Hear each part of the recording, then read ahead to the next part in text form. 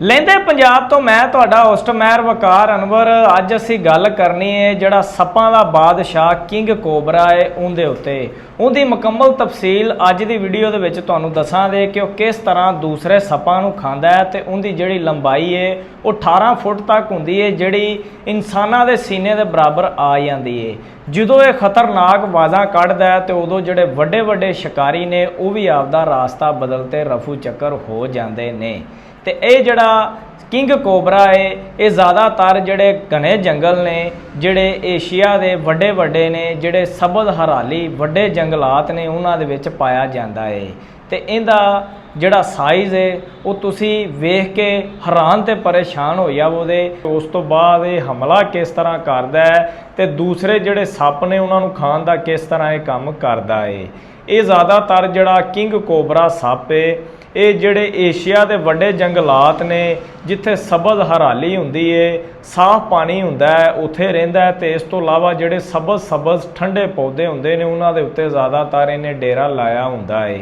दूसरे जिहड़े सप ने वो मिट्टी दे उत्ते जिहड़े आंडे देंदे ने ते ज़्यादातर जिहड़ियां सबज जगह ने उन्हां नूं लभदा है उचाइयां दे उत्ते जाके उत्थे जाके आंडे देंदा है। ते दूसरे जिहड़े सप ने वो आपदे जिहड़े आंडे देण तो बाद उत्थों चले जाते हैं, बच्चों की हिफाजत नहीं करते। तो जिहड़ा किंग कोबरा सप है ये आपदा पहले सब तो घोंसला बनाता है, उस तो बाद आंडे लाँदा है, फिर ये मुकम्मल तौर पर जो तक इहदे बच्चे नहीं आ जाते उस घोंसले की हिफाजत करता है, हर टाइम उत्थे मौजूद रहिंदा है।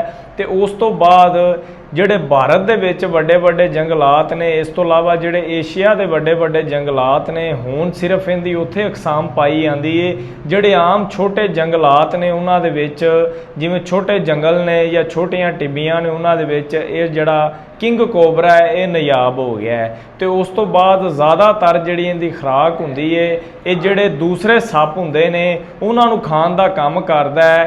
तो जदों वड्डे वड्डे शिकारी शिकार वास्ते निकलते हैं, अगर किंग कोबरा का सामना हो जाए तो किंग कोबरा की जिहड़ी छजली हुंदी है उन्होंने वेख के जिहड़े वड्डे वड्डे शिकारी ने वो आपदा रास्ता छड्ड के ते रफू चक्कर हो जाते हैं। क्योंकि जिहड़ा किंग कोबरा है सब तो पहले इंसानां नूं नुकसान नहीं पहुँचाता, ना ही किसी नाल पंगा लैंदा है। ये आपदे रास्ते ते चुपचाप जांदा होया नज़र आंदा है। अगर कोई इहदे नाल पंगा लवे तो फिर ये उहदा पीछा नहीं छड्डदा। इस वास्ते जिहड़ा किंग कोबरा है ज़्यादा तो ज़्यादा अगर तुहानूं ये नज़र आ जाए तो तुसीं आपदा रास्ता बदल लवो या कि रेस्क्यू टीम नूं कॉल करो ताकि तुहाडी जिंदगी जिहड़ी महफूज हो जाए, तुसीं बच जावो।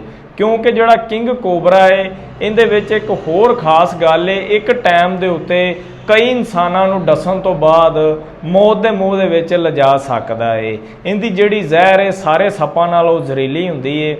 इस वास्ते किंग कोबरा जो धुप दे विच चमकदा है तो बंदे जिहड़े ने वो वेख के हैरान ते परेशान हो जाते हैं। इस तो इलावा हरालियां दे विच इहनूं रहन दा बड़ा चंगा लगता है क्योंकि ये हराली नूं पसंद करता है। इस तरह जिथे साफ पानी दीयां टिब्बियां मौजूद हुंदियां ने जंगलों के विच उत्थे रहिंदा है। इस तरह ही पहाड़ों के विच जिहड़ी सोहनी सोहनी जगह हुंदी है उन्हां दे उत्ते इहने आपदे डेरे लाए हुए ने। इस वास्ते इहनूं किंग कोबरा जिहड़ा है सप कहा जांदा है। ते अगर इहदे कद की गल कीती जावे तो 18 फुट जिहड़ा कद है वो आम सप्पां की निस्बत बड़ा वड्डा कद है। तो इस वास्ते अगर तुहाडा भी कदी किंग कोबरा सप दे नाल सामना होवे तो तुसीं फौरी तौर पर आपदा रस्ता बदल लवो। ये सी किंग कोबरा की स्टोरी जिन्हों कि जंगल का बादशाह कहा जाता है। अज दे प्रोग्राम तो मैनू दिओ इजाज़त।